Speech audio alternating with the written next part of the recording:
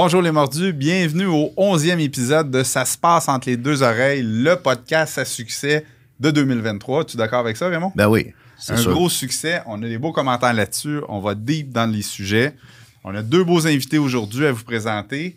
Jacques Dionne, que je connais depuis maintenant une bonne dizaine d'années. Hein. On a eu la chance de faire une semaine des millionnaires ensemble, quelques voyages de retraite, ça a vraiment été exceptionnel. Et Raphaël Lamarre, qu'on se connaît depuis un petit peu moins longtemps, quelques années, et vous travaillez ensemble.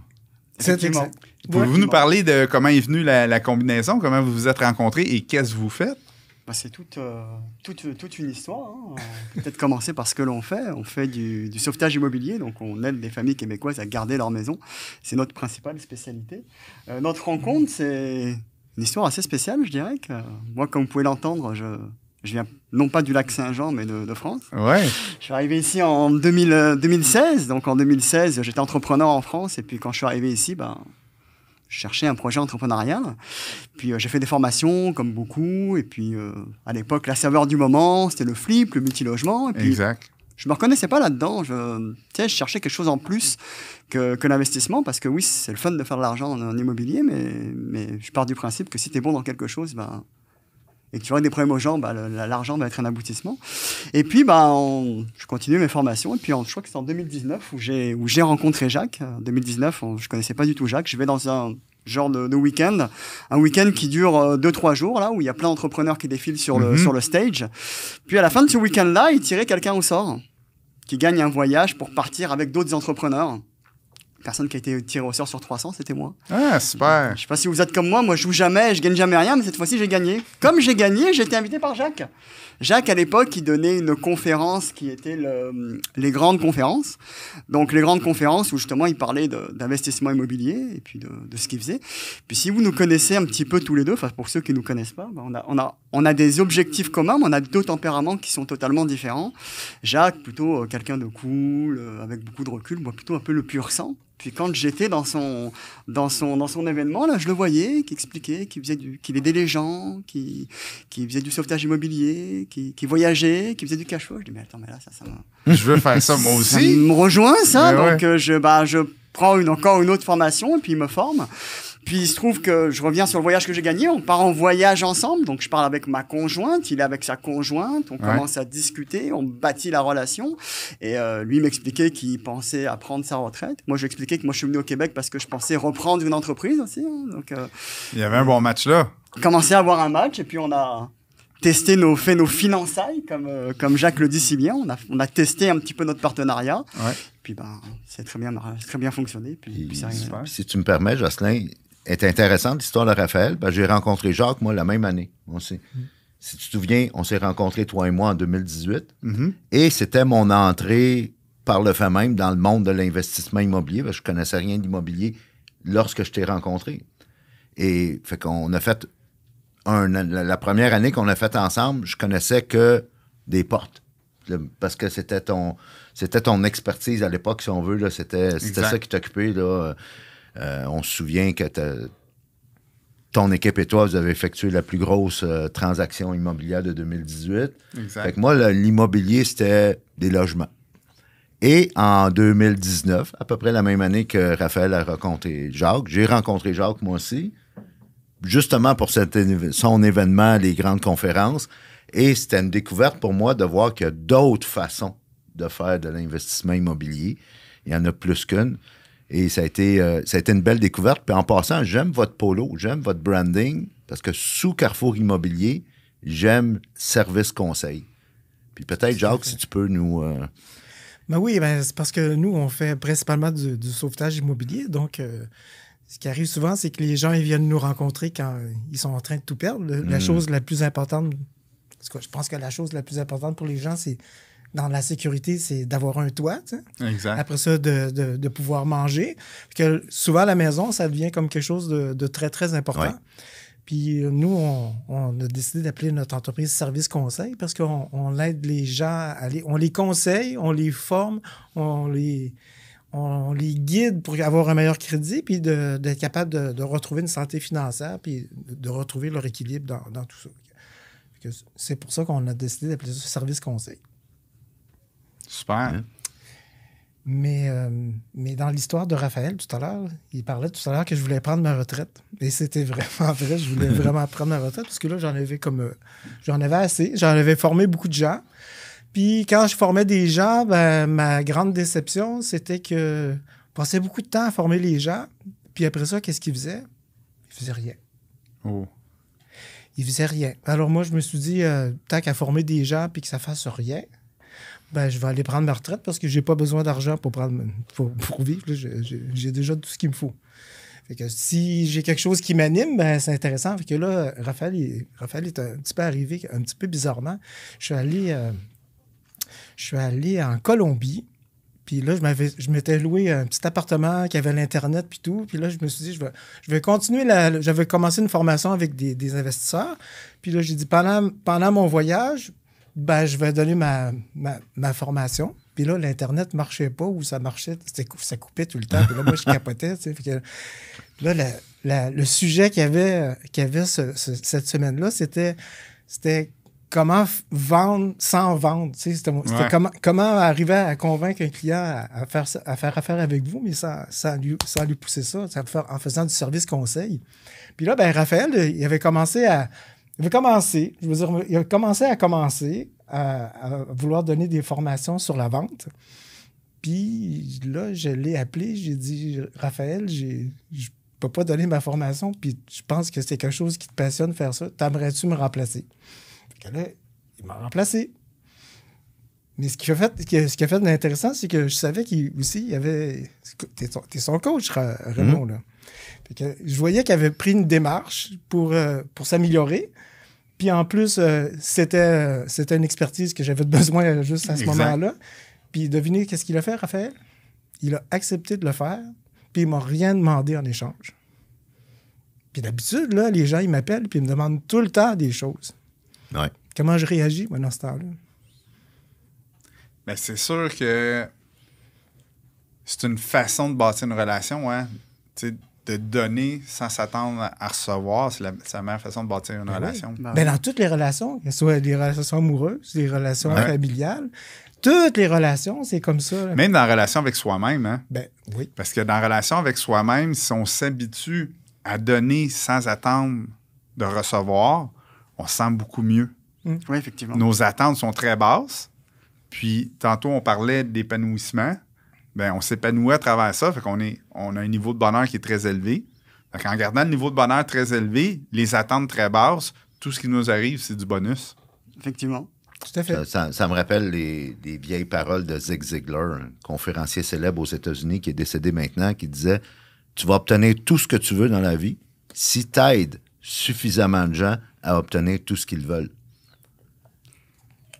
Fait que c'est facile, dans le fond. C'est aide le plus de gens possible à obtenir ce qu'ils ont besoin, solutionne des problèmes. J'aime le mindset. Aider les autres pour finalement s'aider soi-même. Non, mais disons-nous les choses franchement. Quand il vient quelqu'un puis qu'il te demande quelque chose puis qu'il t'a rien donné, il y a une résistance. C'est quoi ta réaction? Il y a une résistance. Une certaine résistance. Moi, j'en ai plein de choses à donner, mais quand tu viens juste me voir pour me prendre des choses, j'ai pas d'intérêt vraiment. T'sais. Oui, et puis pour faire un petit peu faire du pouce un petit peu sur ce qui est dit, c'est que pour que le meilleur moyen qu'une personne achète tes produits, hein, les gens détestent se faire vendre. Il n'y a personne qui se lève le matin qui dit écoute, je vais me faire vendre quelque chose, là, mais par contre parce qu'on se fait vendre à outrance là maintenant. Là. Mais par contre, tu vas en fin de semaine dans les magasins, tu vois que tout le monde est en train d'acheter. Et le meilleur moyen que quelqu'un achète tes produits ou tes services, faut régler un problème chez lui. Et si tu règles un problème chez lui, il va être plus disposé à vouloir acheter ce que tu as à vendre, en fait, au final. Et c'est un petit peu comme ça que ça s'est passé, notre relation avec Jacques. Hein. C'est qu'il avait, il avait un... Je sais pas si c'était un défi que tu voulais régler. Pas forcément un défi, mais peut-être pas... S'il trouvait peut-être le bon partenaire pour pas prendre sa retraite, il l'aurait pris. Moi, ça me prenait quelqu'un qui avait de l'expérience pour... j'avais des compétences dans un certain domaine. J'ai fait de la vente toute ma vie. Mais j'avais pas d'expérience ou peu d'expérience en vente, à part en immobilier, à part mes formations. Puis ça a été le match souvent, parfait. c'est ça qui arrive, hein? Ça prend un match parfait. Ouais. Tu sais, là, si les valeurs sont alignées et si les besoins sont comblés de part et d'autre, toi, tu avais besoin d'un mentor en immobilier. Lui avait besoin de quelqu'un qui avait du gaz en avant de lui parce que on peut comprendre que tu avais moins de gaz, tu avais moins de motivation à faire ce que tu faisais. Mais là, les deux mis ensemble, lui, il utilise son expertise et l'expérience. De ton côté, le gaz, ben la business a continué à prospérer. En tout cas, moi, ça me donnait ma motivation. Là. Ben oui. Ma motivation, c'était de transmettre mes connaissances. Hein. Et là, tu avais quelqu'un qui faisait quoi avec les connaissances que tu transmettais? Ça te motive encore plus à continuer? J'avais même plus que quelqu'un qui le faisait. J'avais quelqu'un qui avait une soif d'apprendre. Mm-hmm. Je veux dire, tu peux prendre n'importe qui comme partenaire, mais s'il n'y a pas soif d'apprendre, il n'y a rien à faire avec. Il faut vraiment avoir cette faim ou cette soif. Là. Et ça, lui, il l'a. C'est fou. Puis en plus, c'est pas besoin de répéter 50 fois la même chose. Il le fait. T'sais. Il est bright puis il catch vite. Mais quand ton coach... Mettons que vous êtes allés dans les gyms souvent, vous autres, là? Oui. Plus que moi, je pense. Mais vous êtes allés souvent. Quand votre coach, il vous dit « Faites ci, faites ça », puis vous le faites pas, c'est quoi le résultat que vous avez? Il n'y a pas de résultat. Bon. C'est ça. Vous pouvez aussi pas faire l'exercice exactement comme il vous dit, puis qu'est-ce qui arrive? Un accident, une blessure? Ouais. OK. Mais s'il vous dit exactement quoi faire, puis vous le faites, vous allez avoir un résultat? Exact. Bon, ben moi, comme coach, pareil, si je te dis de faire quelque chose puis tu me dis que c'est pas ça ou que tu le fais autrement, ben t'as pas besoin de moi. Là. Le coach est en charge du processus, le client est en charge des résultats. Effectivement. Exact. Et oui, c'est un dénominateur commun. Tous les invités qui viennent ici autour de la table dans notre série de podcasts, la plupart, à moins que j'en ai échappé, ont un coach ou des coachs. La plupart sont coachables. Toutefois, la chose que j'aime à vérifier, c'est est-ce que tu viens vraiment pour du coaching ou tu viens pour de la validation?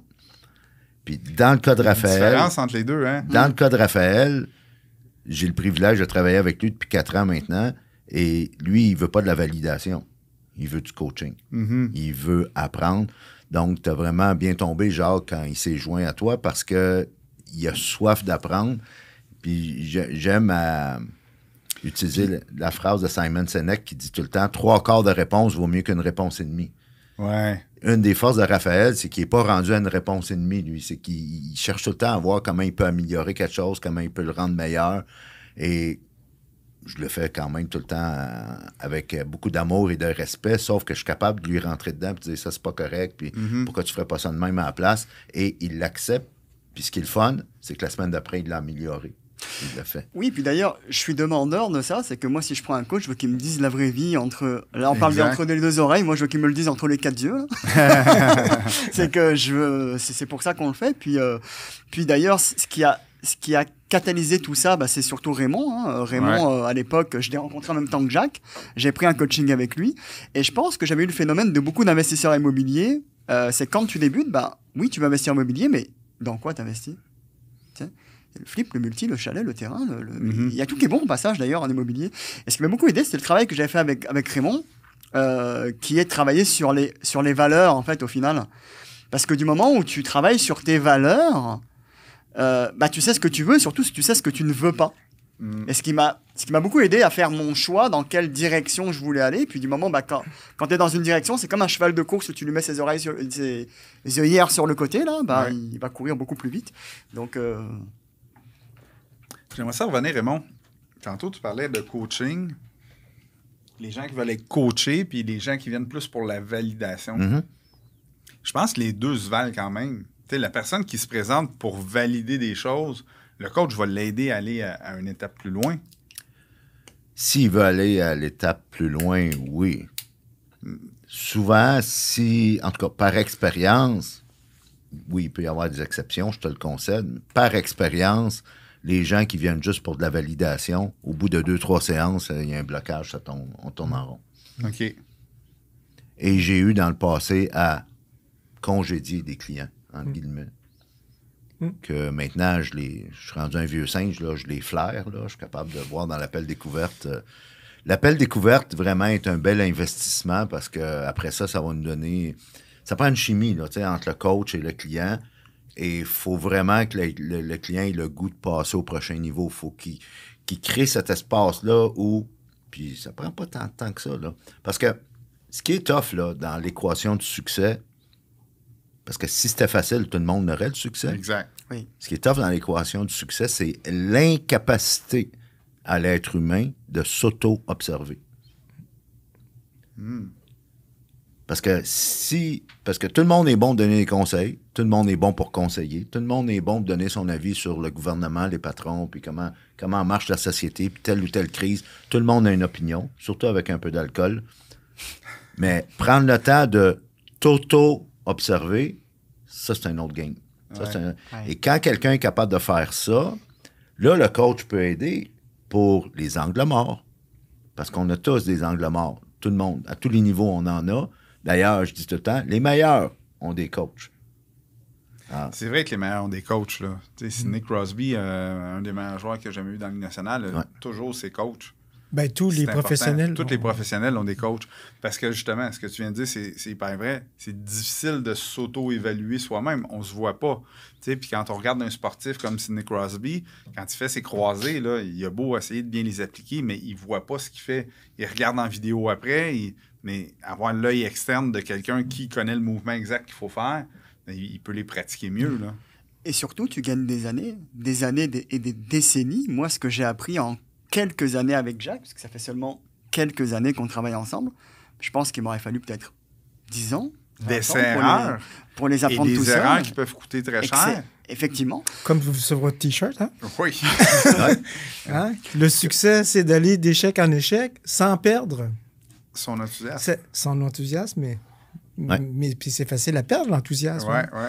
Hein, il s'agit, comme tu nous dis souvent, tu sais pas pourquoi tu fais quelque chose. Mm-hmm. Puis à un moment donné, si ta raison, c'est de faire de l'argent, je veux bien faire de l'argent, c'est cool, là, mais c'est pas une destination. Tu vas pas arriver sur ton lit de mort et dire « Ah, j'ai pas fait assez d'argent. » J'ai fait de l'argent. Ou j'ai fait beaucoup d'argent, c'est super. Non, c'est pas ça que tu vas dire. Tu vas dire « J'ai manqué d'autres choses dans ma vie. » Alors, si ton premier rôle, c'est juste de faire de l'argent, ben c'est cool, mais viens pas me voir parce qu'on va pas bien s'entendre. Ouais. Par contre, si tu viens me voir pour te développer puis de devenir une personne qui va avoir un impact dans la société, ou comme ta mission à toi, Raymond, là, c'est d'aider les gens, faire une différence, ben là, on est la bonne personne. Puis là, Raphaël, c'est ce qui est reconnu chez moi. Là. Mm-hmm. C'est ce qui faisait que faire de l'immobilier juste pour en faire, c'était une chose, mais l'immobilier pour avoir un impact sur la société, ou du moins sur des familles, ben là, ça devenait intéressant. Ben, effectivement, l'immobilier, c'est un véhicule. Hein. Je veux dire, moi, je l'ai dit tantôt, c'est qu'avant d'investir en immobilier puis de travailler avec Jacques, quand j'étais en France, j'étais entrepreneur, j'avais une compagnie de fourniture industrielle, strictement rien à voir avec l'immobilier, mais je faisais de l'argent également. Donc, je dirais, ce qui a changé les deux, c'est le véhicule, mais ce qui a fait que tu fais de l'argent, c'est pas parce que tu es en immobilier ou tu es en fourniture industrielle ou quoi que, c'est parce que tu règles des problèmes chez des gens. Comme tu règles des problèmes, ben, ils achètent tes produits, puis comme ils achètent tes produits et tes services, ben, la résultante, c'est que tu fais de l'argent. En fait, mais je pense qu'il y a des gens qui font beaucoup d'argent, mais qui n'ont pas de succès dans leur vie. Mm-hmm. Autant qu'il y a des gens qui font très peu d'argent, mais qui ont un immense succès dans leur vie. Parce que, tu sais, c'est ta relation avec l'argent aussi qui est importante. Oui. Parce que c'est quoi être libre financièrement? Tu sais, pour toi, c'est quelque chose. Pour toi, c'est quelque chose. Pour Raymond, c'est quelque chose. Pour moi, c'est d'autres choses. Tu sais, être libre financièrement, si tu fais attention à ton argent, ça en prend très peu pour être libre financièrement. On ne dit pas libre financièrement ne veut pas dire extrêmement riche. Ça veut juste dire que tu as une liberté financière de pouvoir faire ce que tu veux quand tu veux. C'est ça. Puis ça prend combien pour faire ça? Il y a des gens qui sont capables de vivre avec 1500 $ par semaine. Ben oui. Puis ils vivent très bien avec ça. Là. Je prends la balle au bon, Jocelyn, parce que quand les gens viennent à moi en coaching, souvent, ils vont dire, dans leurs objectifs, je veux être indépendant financièrement. Oui. Puis moi, je leur pose la question, je leur fais vraiment réfléchir à tu veux être indépendant financièrement ou tu veux être libre financièrement. Puis là, souvent, ils ne savent pas quoi répondre. Alors là, on doit entrer là, en profondeur dans ce concept-là pour qu'ils prennent la décision, qu'est-ce qu'ils veulent. Parce qu'être indépendant financièrement, c'est un gros compte de banque, mais tu n'es pas libre. On en connaît. Alors, la liberté financière et l'indépendance financière, c'est deux choses totalement différentes. Tu as dit quelque chose d'important, c'est prendre la décision de ce qu'il veut. Ben oui. Il faut prendre la décision de ce que tu veux. Là, c'est important de le savoir, mais pour ça, il faut quand même l'identifier. Mais c'est pour ça que ça se passe beaucoup entre les deux oreilles. C'est des choix qu'on fait qui mènent à une liberté financière, qui mènent au succès, qui mènent aux objectifs qu'on s'est mis. Puis c'est dans le chemin parcouru vers ces objectifs-là qu'on va être soit heureux ou malheureux. Effectivement. Parce que, tu sais, aller chercher des buts qui te rendent malheureux, dans le chemin, c'est pas plus intéressant. Notre temps est compté. Oui.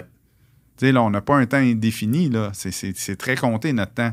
À un moment donné, il n'y en aura plus de temps. 4000 semaines en moyenne. 4000 semaines en moyenne. Ouais. Ça fait très peu, ça, hein?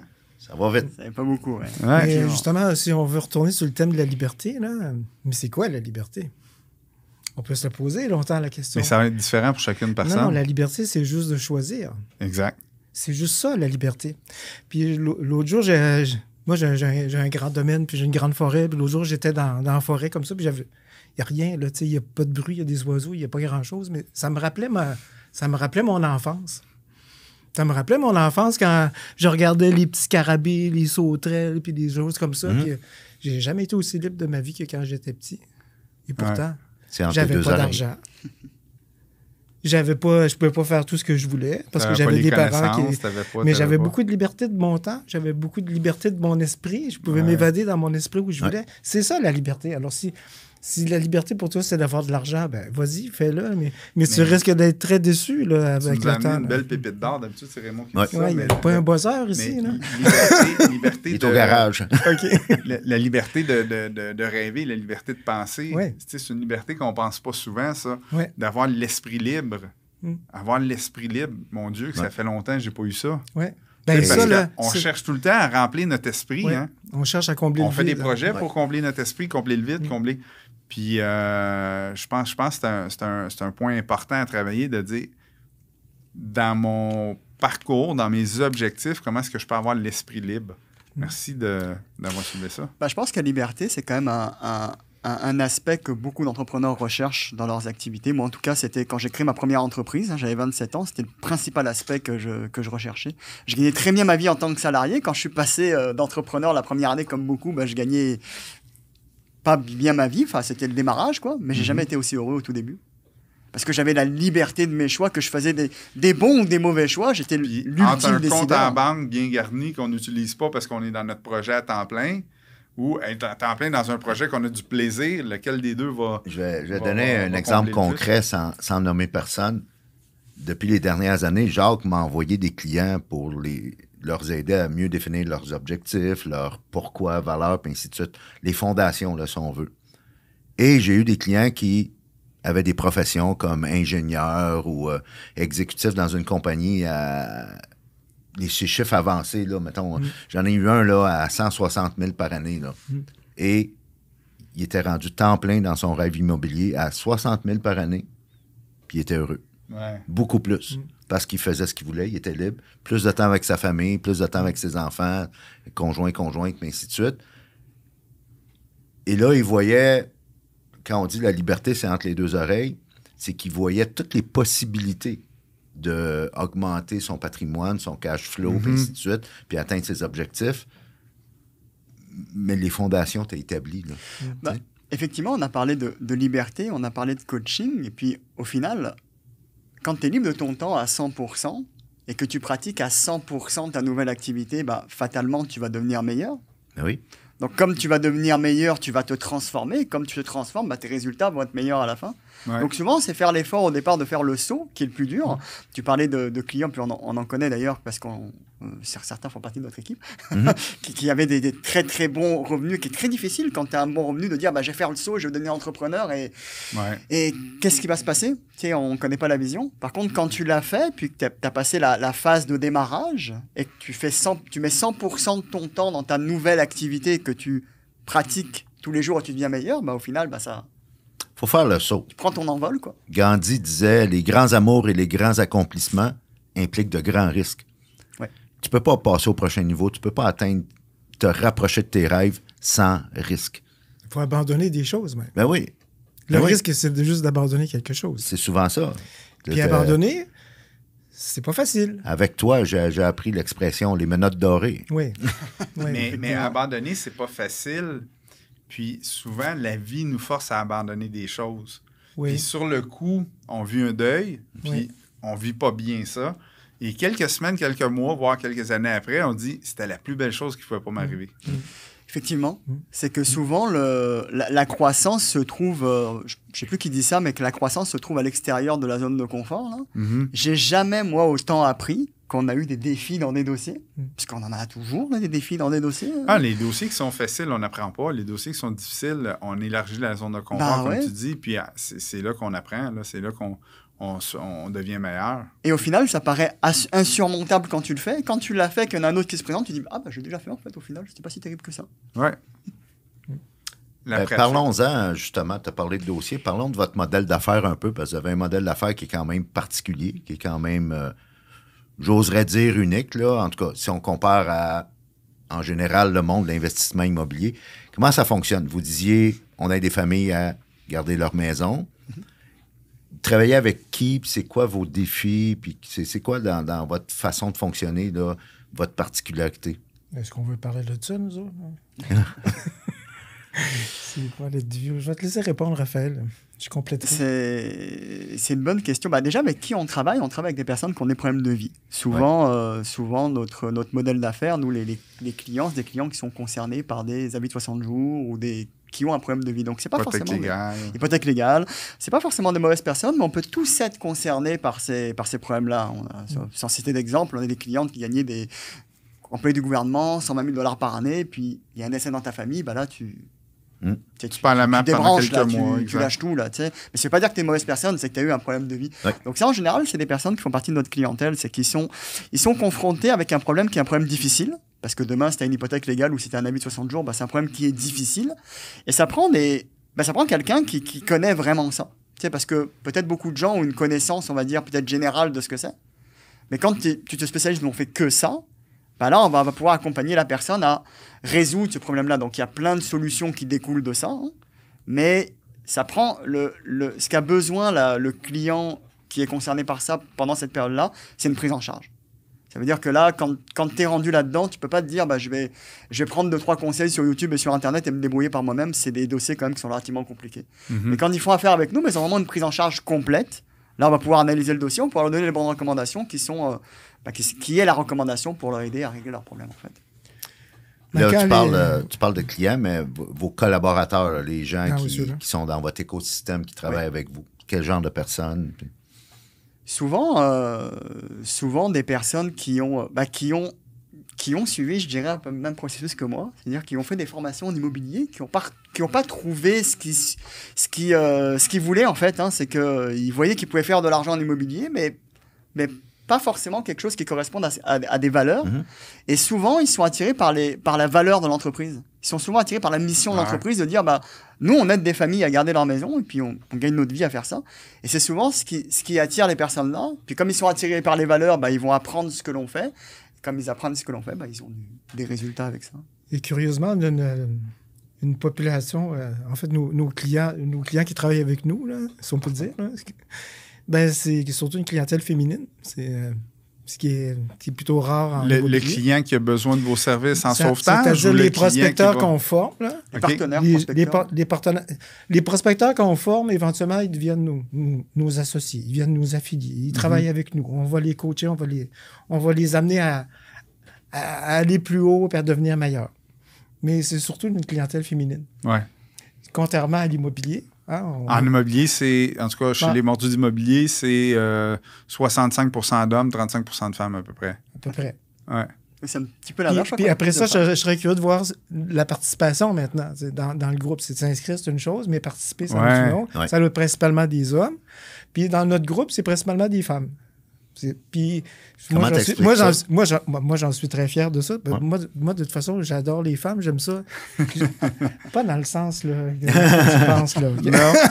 Mais j'adore les femmes parce qu'elles ont des valeurs qui me ressemblent plus. C'est plus empathique. C'est plus humain. Puis, c'est ça, c'est une business d'humain que vous avez. Là. C'est ça. Oui. Nous, on a une business d'humain, parce que les femmes sont plus humains, puis les gars, ils sont plus dans l'argent, puis dans le pouvoir, puis dans la réussite. Tu comprends? Parce que c'est comme pas le même public. Là, puis l'intuition. Ils ont une intuition, parce qu'on a une intuition féminine. Elles ont l'intuition que peut-être en homme, on a peut-être un petit peu moins.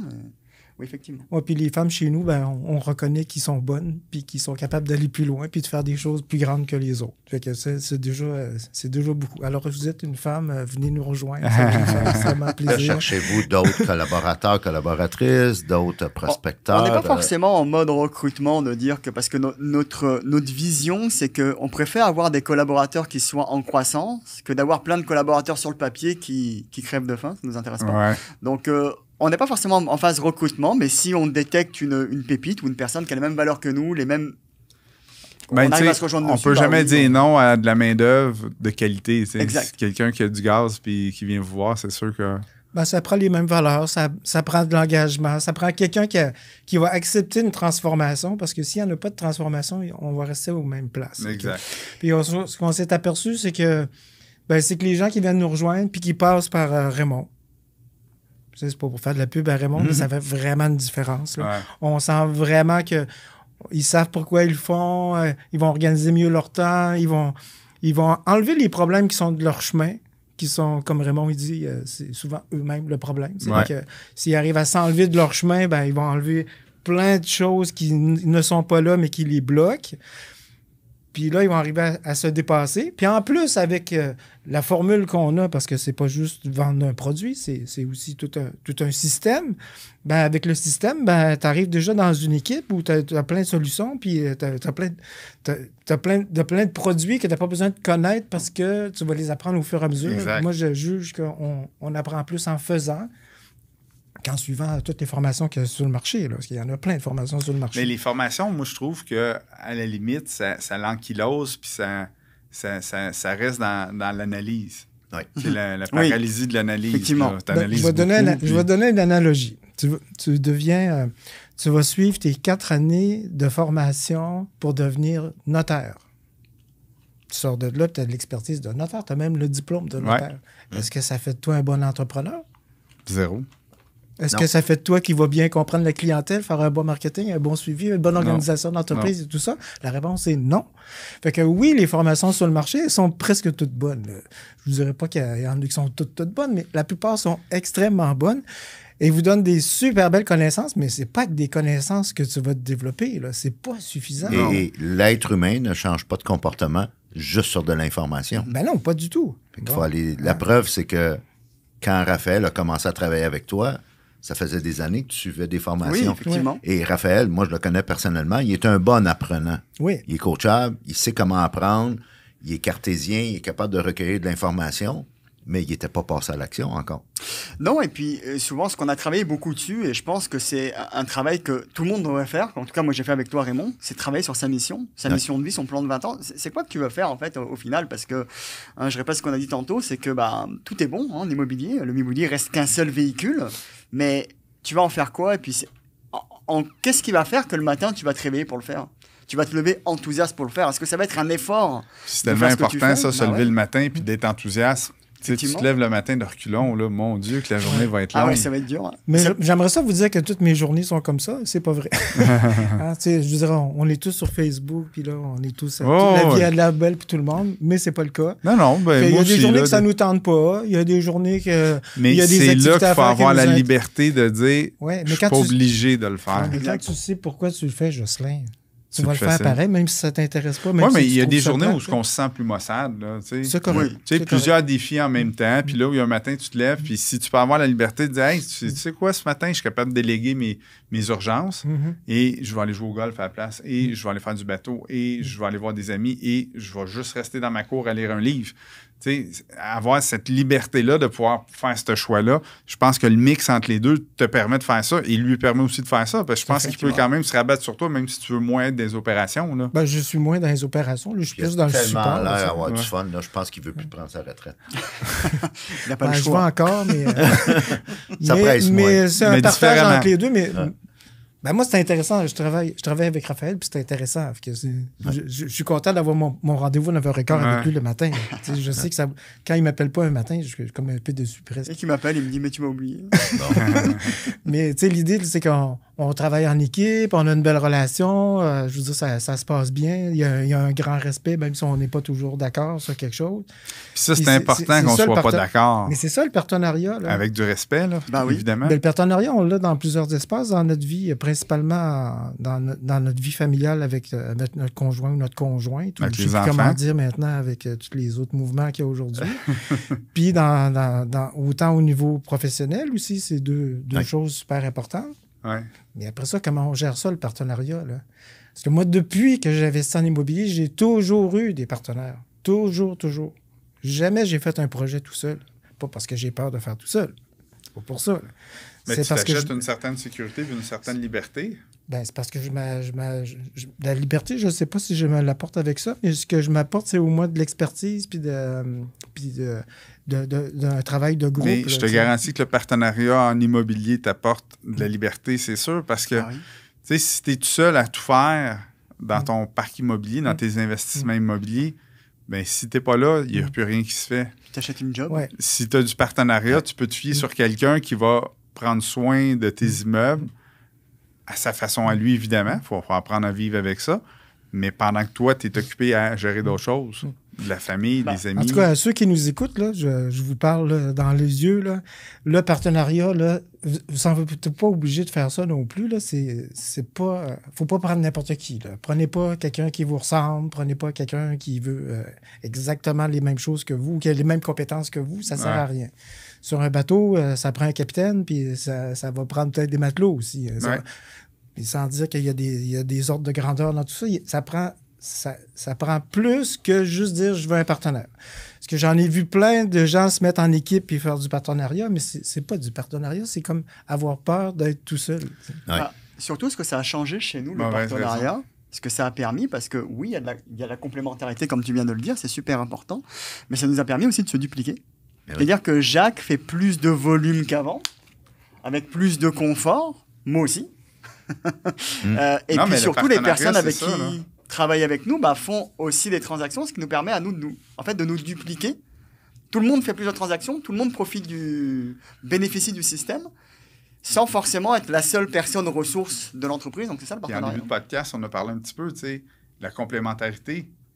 Travailler juste sur ses forces. Oui. Tu sais, moi, quand je suis obligé de faire une tâche que je suis pas bon à faire parce que, premièrement, j'aime pas ça, je suis pas habile, puis il va me prendre beaucoup plus de temps que de la léguer à un professionnel. Fait que si toi, tu as tes forces, lui a ses forces, ça avance beaucoup plus vite. Et c'est là qu'on duplique de beaucoup là, notre modèle. Peut-être que je lui aide à aller plus loin, là, mais lui aussi, il m'aide à aller plus loin. Effectivement. Il me retranche des fois dans des affaires que je me sens pas à l'aise moi-même, tu sais.